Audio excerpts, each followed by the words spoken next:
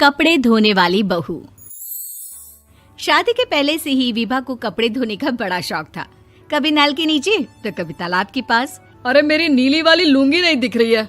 विभा की अम्मा, कहाँ रखी है लुंगी? अरे वो तो विभा ने परसों ही धोकर रखी थी आपकी अलमारी में, देखो वहीं होगी।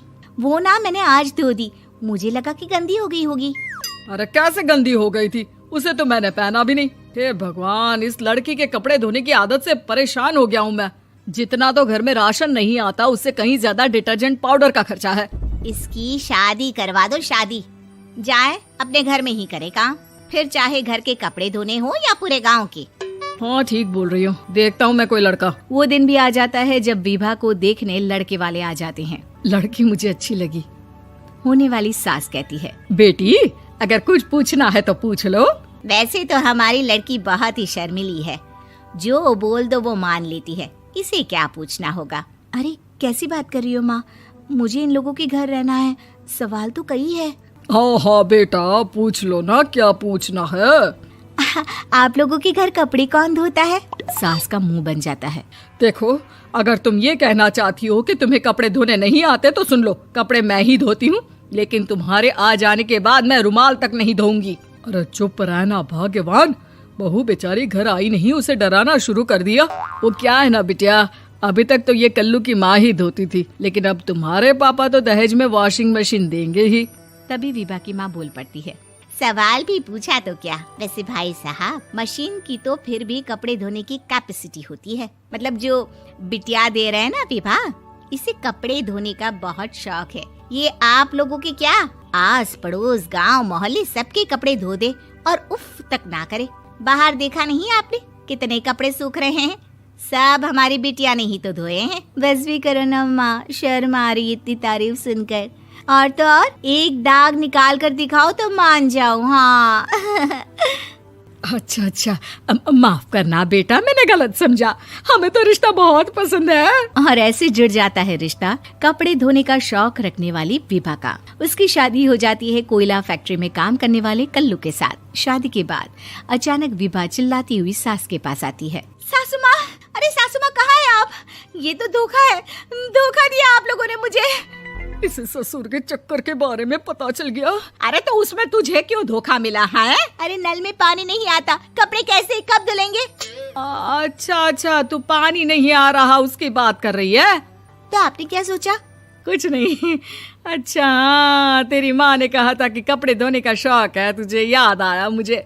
शौक बोलकर कपड़े धोने वाले मेरे जुनून को कम ना आके सासू माँ, कपड़ा धोना मेरा गुरूर है। तभी पति भी वहाँ आ जाता है। अभी मैंने इसे सनी देओल की फिल्म दिखाई है, उसी के डायलॉग मार रही है माँ। अच्छा सुन, साफ साफ बता रही हूँ, पानी सुबह 4 से 6 और शाम को 10 से 12 आता है, समझी?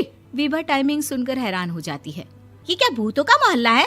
सुबह 4 बजे उठकर कौन कपड़े धोता है? 4 बजे टंकी में पानी जाता है, फिर सारा दिन धोना ना, किसने मना किया?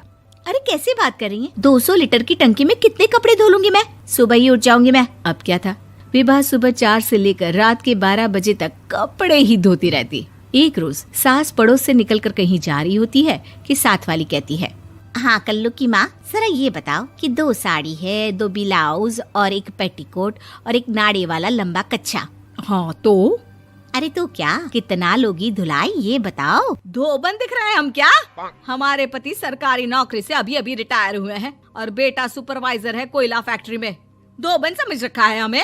हाय रे कल्लू की अम्मा, माफ कर दो, वो तो मोहल्ले में यही सब बता रहे थे कि तुमने बहू को कपड़ा धुलवाने के काम में लगा दिया है। सास को पड़ोसन की बात सुनकर गुस्सा आ जाता है। वो घर पहुंचती है जहां घर के बाहर ही इतने सारे कपड़े सूख रहे होते हैं जितने कि किसी धोबन के घर पर। अरे ओ कल्लू की दुल्हन, बाहर निकल। माँ जी यहीं आ जाओ, बाथरूम में चादर धो रहे हैं हम। अरे अभी हम धोते हैं, तुमको बाहर निकलो। ये आस पड़ोस वाले बोल रहे हैं कि हम बहू से कपड़े धुलवा कर उसे कपड़ा धोने वाली बना दिए हैं।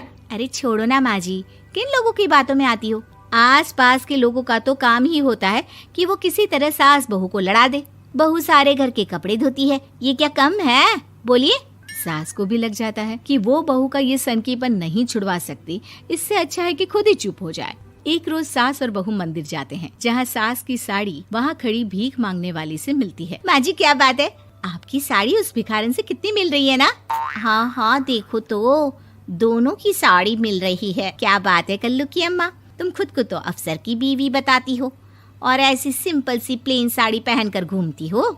सिंपल और प्लेन नहीं है ये साड़ी। तो क्या सोने के धागे से फूल बने हैं? कुछ भी सासू माँ, कुछ भी। हाँ बने थे इस साड़ी में सोने के धागे से फूल। मेरे पति लेकर आए थे मद्रास से स्पेशली मेरे लिए 10,000 की। ताहे भाई साहब इस भिखारन के लिए भी सेम टू सेम साड़ी लेकर आए होंगे 10,000 की। सास उस वक्त तो कुछ नहीं कहती, लेकिन बहू के साथ घर आती है और अलमारी से एल्बम निकाल कर लाती है। ये साड़ी देख रही है, ये वही साड़ी है जिसे मैंने अभी पहना था। इस साड़ी में ये जो चमकदार फूल दिख रहे हैं ना, ये सोने के धागों से काढ़े गए हैं। लेकिन तू लोकल वॉशिंग मशीन ब्रश से घिस घिस कर सारे फूलों को निकाल कर साड़ी प्लेन कर दी। मुझे माफ कर दीजिए सासू माँ। और तो और, जब मैंने तुझे तेरी गलती के लिए कुछ नहीं कहा, लेकिन तूने तो सबके सामने मेरा मजाक ही बना दिया। क्यों? बहू को समझ में आ जाता है कि अब से उसका कपड़े धोना बंद।